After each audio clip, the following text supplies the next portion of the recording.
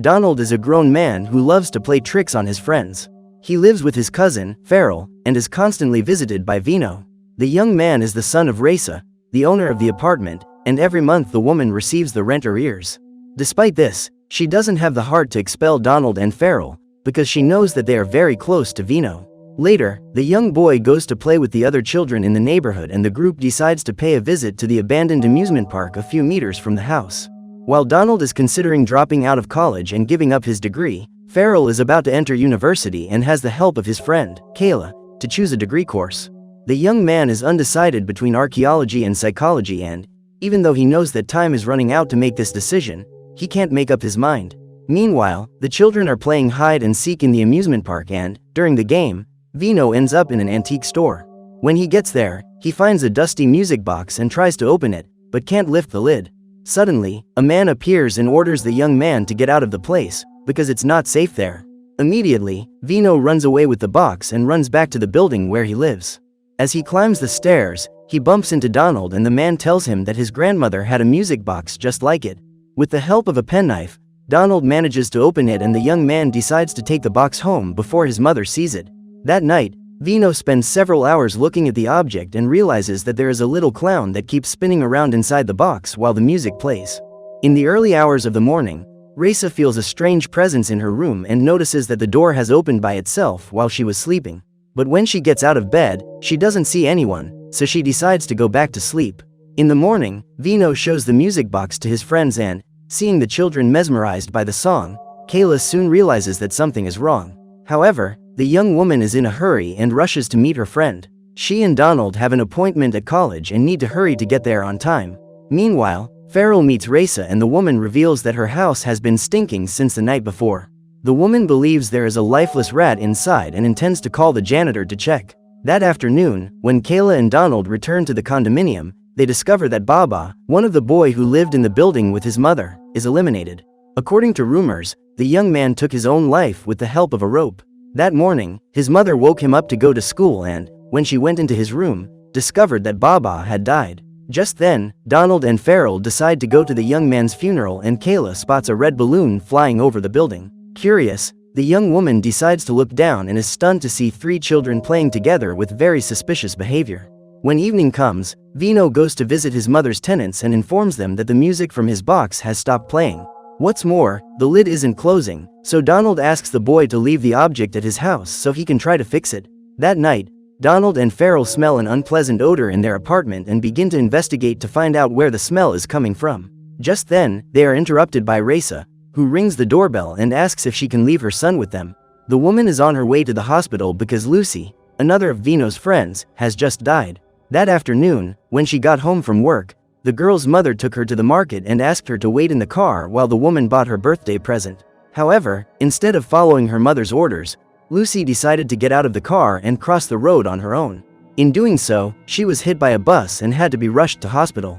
However, the young woman was unable to resist her injuries and died a short time later. The following week, Vino tries to get on with his life even after the perishment of his friends and is playing alone on the estate. Worried about the boy, Donald asks where Anakin is and Vino reveals that his colleague has gone to hang clothes on the roof. Ever since Vino found that music box, strange things have been happening to the residents of his building. For no apparent reason, Farrell's fish begin to die in the aquarium and the young man doesn't understand what is happening. After discarding them, Farrell goes to break the sad news to Donald and tells him that all his fish have died at once. Kayla then appears and joins them. The trio talk about how strange it is that Vino shows no sadness at the perishment of his friends. Instead, the boy continues to play as if nothing had happened with a distant look on his face. What none of the 3 friends could have imagined was that morning, they would witness yet another elimination. Anakin, who was on the roof laying out clothes, suddenly starts walking towards the edge, as if trying to reach something in front of him. Seeing his friend approaching the edge, Vino immediately senses that something bad is about to happen and starts waving to him. When Donald and his friends realize what's about to happen, it's too late, as Anakin ends up falling from the top floor and there's no time to save him. The locals quickly rush to the boy's aid, but Vino remains motionless as he stares at his friend's lifeless body on the ground. In an attempt to find out what happened to those children who took their own lives, Donald, Farrell and Kayla get permission to go through their belongings and discover something in common. All of Vino's friends who died recently had a strong obsession with clowns and drew very similar characters in their notebooks. Naturally, Kayla asks if any clowns have visited the condominium, and Donald says that the only clown he's seen lately is the doll inside Vino's music box.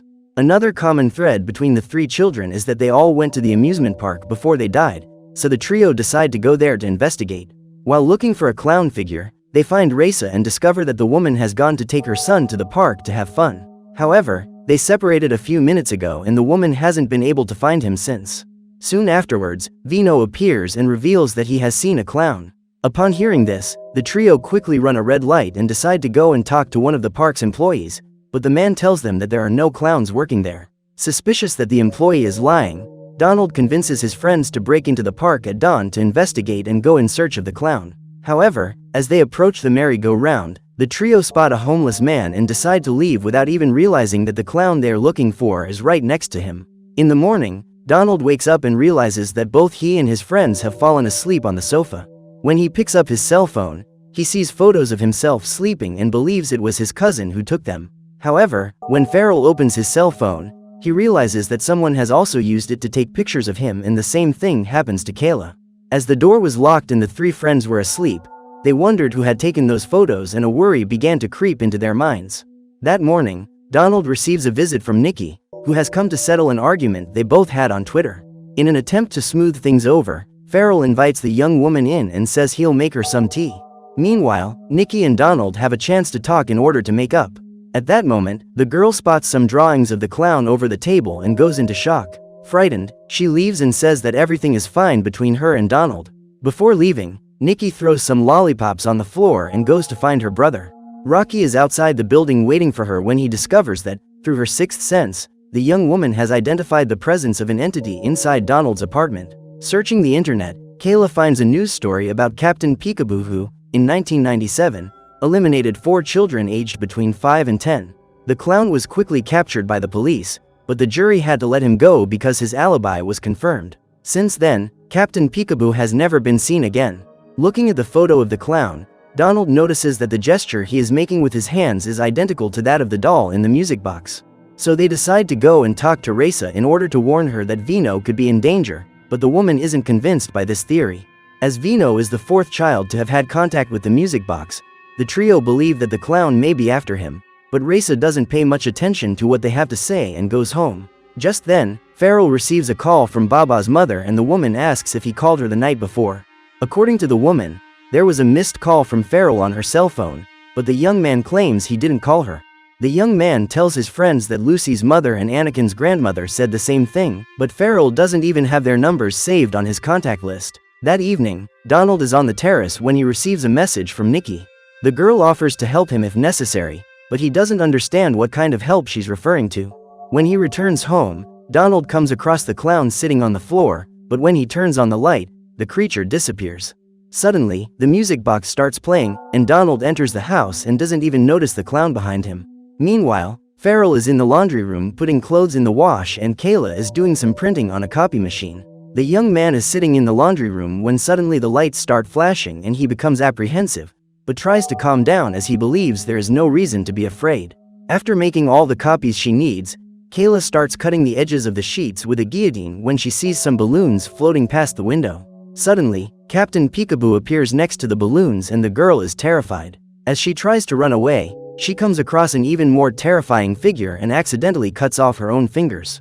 Desperate, Kayla falls to the ground and starts crying because she can't run away due to the pain she's feeling. When his clothes have finished being washed, Farrell notices that the lid of the machine has opened by itself and starts to take the clothes out. At that moment, the young man finds some pieces that don't belong to him and wonders how they got there.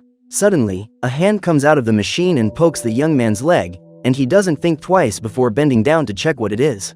Immediately, a demonic clown head appears and Farrell runs away. On the way, he finds Kayla crying on the floor of the copy shop and can't understand what's going on. With the help of her friend, the girl realizes that she hasn't lost her fingers, because it was all just a figment of her mind.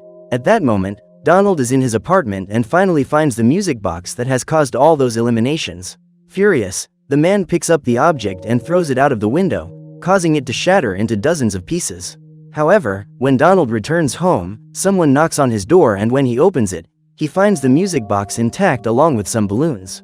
That night, when she gets home, Kayla goes to put her son to bed and, when she goes upstairs, she realizes that Vino is already in his bed. With a crayon, the young boy draws countless clowns on the wall and appears to be completely possessed by the macabre figure. Worried about what Donald and his friends are about to face, Nikki decides to go there to help them and asks her brother to go home, as she knows he is afraid of clowns. Upon meeting the three friends, Nikki reveals that she has been able to see spirits since she was a child and tells them that the day she entered Donald's house for the first time, she saw a clown standing in the living room next to three children. Nikki immediately realized that it was an evil spirit, so she left immediately. The young woman says that the last time she felt such an evil presence was when her mother died. Concerned about Vino, the quartet decide to go and talk to the young boy's mother, and Raisa reveals that her son has been drawing clowns for about 2 hours. The woman has tried to communicate with him several times, but Vino ignores her and continues drawing. In an attempt to be introduced to the clown, Nikki approaches Vino and gradually manages to talk to the young boy through drawings. Through a few questions, the psychic discovers that Vino doesn't like Captain Peekaboo because he's mean to children. As she can't get permission to speak to the clown directly, Nikki asks the young boy to talk to him and ask Captain Peekaboo to leave. However, in doing so, Vino has his body possessed by the clown's spirit and tries to attack Nikki.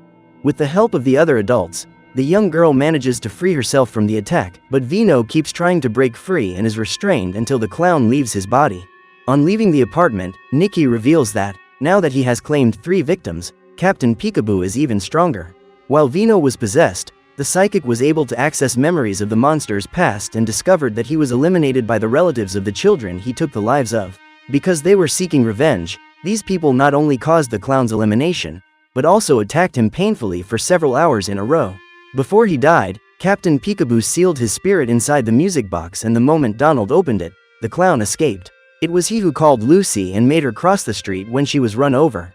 Not content with that, the man also pushed Anakin off the roof. According to Nikki, the only way to get rid of the clown is to close the box again, but in order to do that, they'll have to find the key that's in his tomb.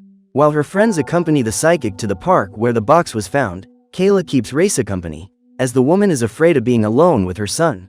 Donald and Farrell are looking for the key when they see something move under a sheet and decide to remove the cloth to find out what's under there. At this point, the young man finds nothing, but Vino becomes agitated. Once again, the boy begins to struggle as if he were possessed and has to be restrained. Suddenly, a storm hits the city and, even in the rain, Donald and Farrell follow Nikki's directions to find the place where Captain Peekaboo's body was buried. Worried about her son, Raisa decides to call a doctor, but instead of doing so, the woman returns with a knife in her hand and tries to attack Kayla. After helping the boy escape, the young woman has to fight Raisa, who is possessed by the monster. While being attacked, Kayla sees the terrifying face of the clown, but is unable to free herself and ends up fainting.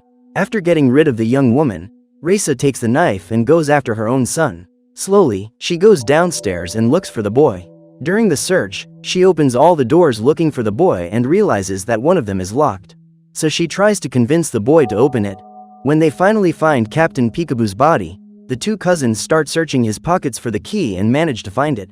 At this point, Vino is about to be eliminated by his mother and has nowhere to run. However, before Raisa can hit him with the knife, Nikki manages to lock the box and traps the clown's spirit back inside. When his mother faints, Vino rushes upstairs and finds Kayla passed out, so he wakes her up and they hug each other in relief. Immediately, the young woman calls Donald and tells him that Nikki's plan has worked. However, what the young man didn't imagine was that the clown's body would come back to life and, while talking on the phone, Donald ends up being attacked by the creature. The next morning, he wakes up in his house and his friends are gathered on the terrace. During a conversation with Kayla, Farrell tells her that his cousin collapsed the night before, so he had to bury the clown's body alone. Now that Captain Peekaboo's spirit has been trapped back in the box, everyone is relieved, except Donald. None of his friends know that he was attacked, but from the moment he woke up, the young man has been feeling different. Without any explanation, he comes downstairs with a pot of talcum powder in his hands and walks over to the mirror. Donald then applies the product to his face and uses Kayla's lipstick to paint his mouth red. When Vino goes downstairs to check on his friend, he is overcome with despair. The boy is so frightened that he wets his pants because he can't bear the thought of his friend being possessed by the spirit of Captain Peekaboo. So what did you think of this movie? Leave it in the comments below. And if you liked the video, like and subscribe for more movie recaps. See you next time.